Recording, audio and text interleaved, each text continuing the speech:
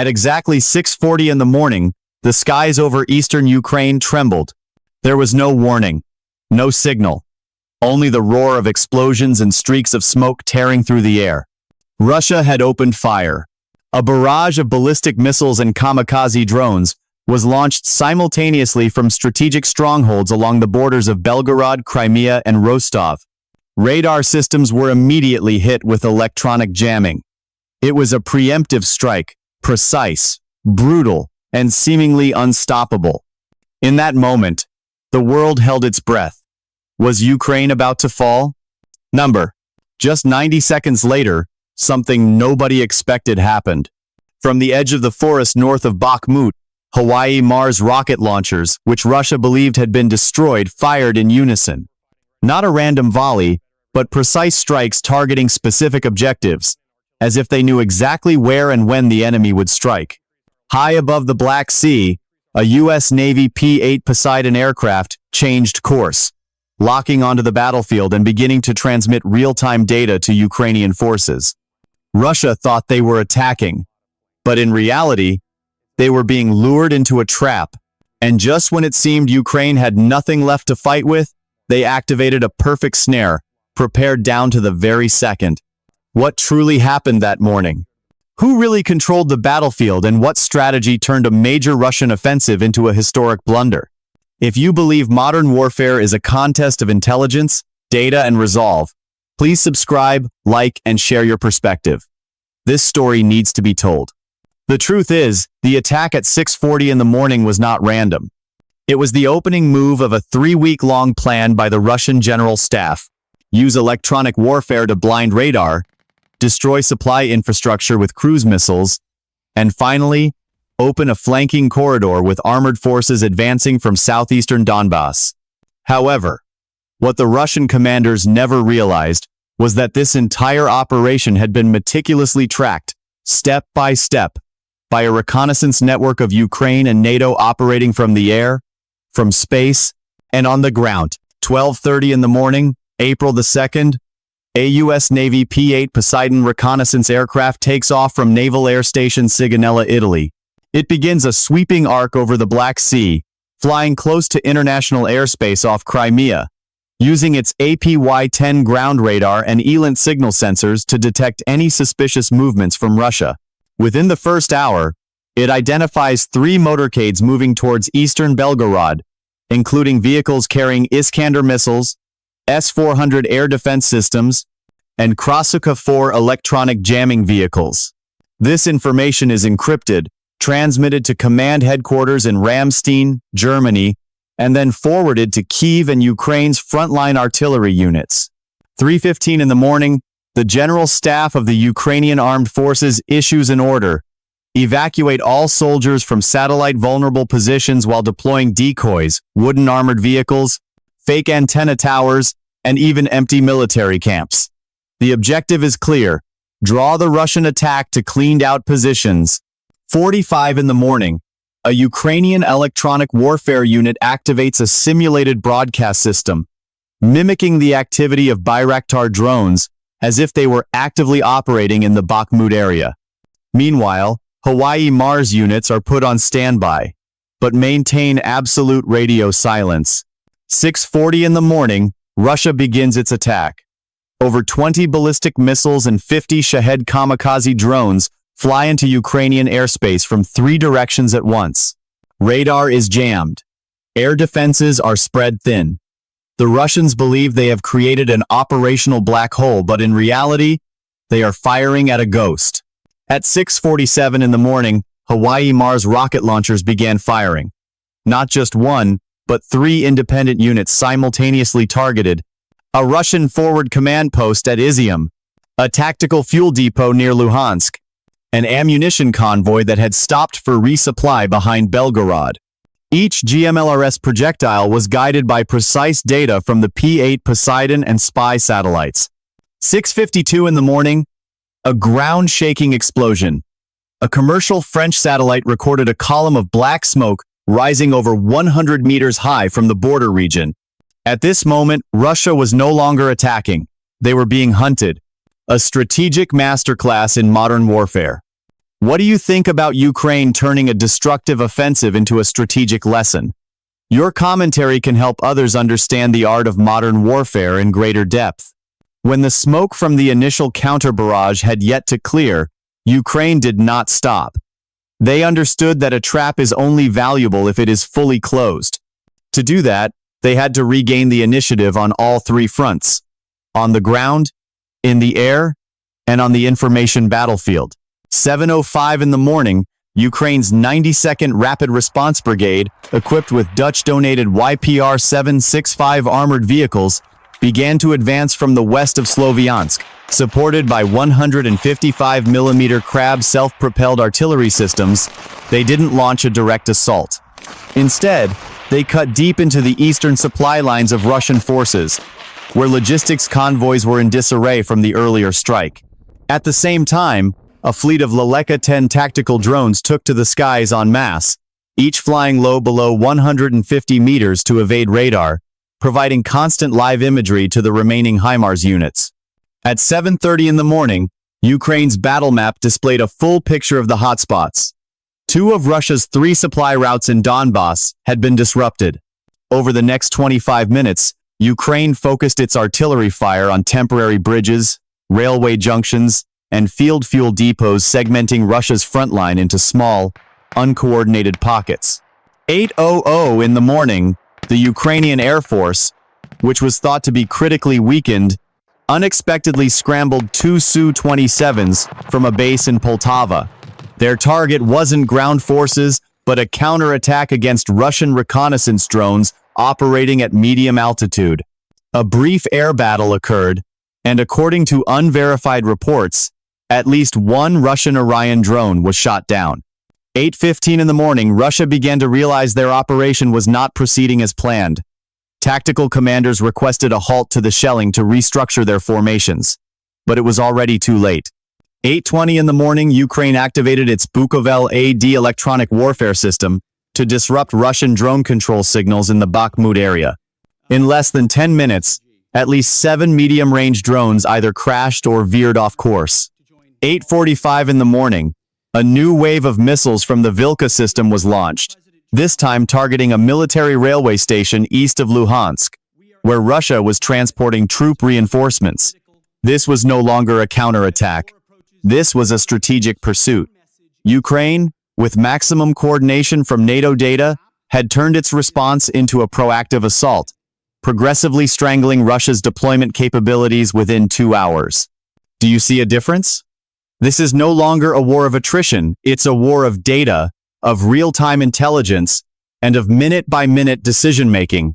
If you appreciate strategic precision, leave a comment. 3 hours after Russia's first missile launch, the Donbass battlefield was no longer the same. There were no clear lines between the front and the rear. No more advancing armies in formation. Instead, it was a modern hybrid war, where every strike was data-guided, and every wrong move came with an immediate price to be paid within minutes. At 9:00 in the morning, Ukraine's Operational Coordination Center in Kyiv received a warning. Russia was beginning to increase satellite jamming. They had deployed the Murmansk BN electronic warfare complex, one of Russia's most wide-ranging systems, with a range of up to 5,000 kilometers. The objective was to disrupt the data flow from NATO reconnaissance satellites and the P-8 Poseidon aircraft. 9:10 in the morning, a data gap appeared. For about 6 minutes, real-time imagery from the Izium area could not be updated. The entire Ukrainian operational system was forced to switch to a static protocol, meaning decisions had to be made based on pre-stored data. This was a moment where mistakes could happen, but Ukraine didn't panic. They had prepared for such a situation. 9:15 in the morning, a mobile Ukrainian artillery squad used a Pharaoh 1 ground reconnaissance device, entered local data, and cross-referenced it with old satellite images from the previous day. The result: they pinpointed the exact location of a Russian unit hiding under temporary shelters in the Troitska forest. HIMARS immediately fired guided rounds, using only ground coordinates without needing satellite data. 9:25 in the morning, concurrently, at a secret base near Lviv, a team of NATO cyber warfare experts activated an active anti-jamming system using shortwave radio. Within 8 minutes, the satellite communication channel was restored, with a signal 82% stronger than before. This time, Ukraine didn't just regain data, they reversed the electronic warfare battle. 9:35 in the morning, on the cyber front, another battle was unfolding. Russia began spreading disinformation across numerous Telegram channels and Russian-language forums, claiming that HIMARS has been completely neutralized. But just minutes later, independent journalists in the Sloviansk area posted images of a third explosion on the Russian side, confirming the initial information was false. Warfare was no longer just about weapons, but a race for media control, information manipulation, and controlling perceptions. 10:00 in the morning, back on the ground, Ukraine activated its Buk M1 air defense system to intercept a counterattack by the Russian Air Force. 2 cruise missiles were shot down mid-air. For the first time in 24 hours, not a single strategic Ukrainian target was hit. Do you see what's happening? In modern warfare, the winner isn't just the one with more weapons, it's the one who sees sooner, decides faster, and controls information better. Do you agree or disagree? Leave your thoughts. By 10:30 in the morning, many Ukrainian commanders began to believe they had locked down the battlefield. Russia was suffering severe logistical losses. Their formations were fragmented. The flow of tactical data from the P-8 Poseidon and NATO satellites had been restored. Ukrainian soldiers began to consolidate their positions, expanding their control around Sloviansk and deploying artillery along the Donets River. Some journalists even called this Ukraine's most successful electronic counteroffensive since 2023. But just as it seemed the battlefield was in Kyiv's hands, something that hadn't appeared since the start of the battle suddenly emerged. 10:45 in the morning, radar signals from Lviv picked up an object moving at a speed exceeding Mach 5, heading from the Kursk region of Russia towards Sloviansk. Not a drone, not a conventional cruise missile. This was a hypersonic missile.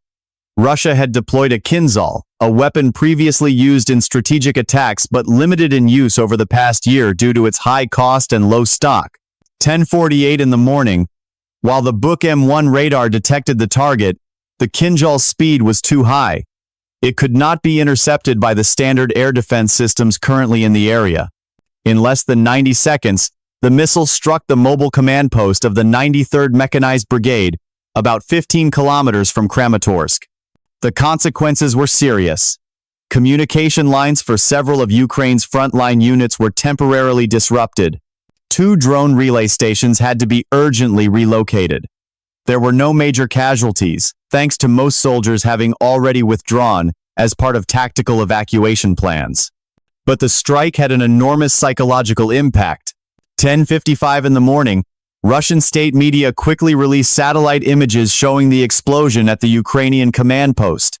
The Kremlin declared it a precise retaliation for NATO's interference. Immediately after, Moscow issued a stern message.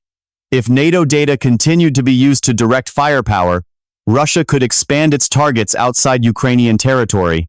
It was a warning not aimed at Ukraine, but directly at the North Atlantic Treaty Organization. At 11:10 in the morning, the battlefield situation became more tense than ever. Ukraine did not collapse, but clearly had to reevaluate its response. The hypersonic missile was a strategic variable, and if used more frequently, it could change the entire balance of power. No one could predict whether Russia would stop there or be willing to escalate. If a nation possesses an uninterceptable weapon, is there still a way to maintain strategic balance? Share your perspective, because you are living in an era where every second determines the fate of international relations. The battle on the morning of April the 2nd was not just a clash between Russia and Ukraine, it was a strategic declaration from both sides. Russia demonstrated that despite losses in logistics and information, it still holds highly deterrent strategic weapons, like the Kinzhal. They can use them at any time, not just to strike the battlefield, but to send a message to the major powers behind Ukraine. Meanwhile, Ukraine, with close support from the North Atlantic Treaty Organization, showcased its modern operational capabilities. Using real-time data, precision long-range weapons, and flexible layered tactics to turn a preemptive attack into a complete counteroffensive trap. From a strategic perspective, there are three clear lessons. Data is the most powerful weapon. The one who controls the flow of information controls the decisions. Coordination between forces, especially between the US, NATO, and Ukraine, has elevated the response to an unprecedented level. Hypersonic missiles remain an unsolved variable, even for the most modern defense systems.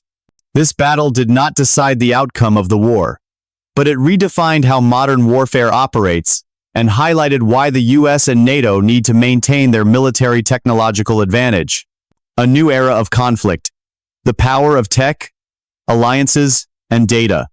What do you think about the role of technology, alliances, and data strategy in modern conflict? Today's discussion isn't just about Ukraine, it's about how the world maintains peace amid unprecedented threats. When the ground in Donbass was still smoldering and the smoke from the HIMARS strikes lingered in the sky, one question resonated more clearly than ever.